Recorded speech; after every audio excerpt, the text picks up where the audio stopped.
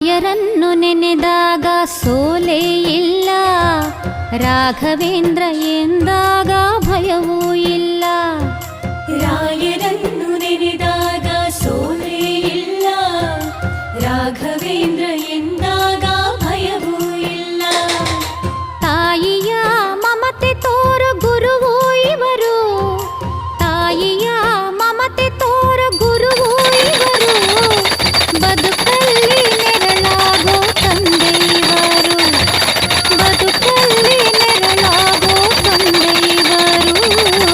ರಾಯರನ್ನು ನೆನೆದಾಗ ಸೋಲೇ ಇಲ್ಲ, ರಾಘವೇಂದ್ರ ಎಂದಾಗ ಭಯವೂ ಇಲ್ಲ.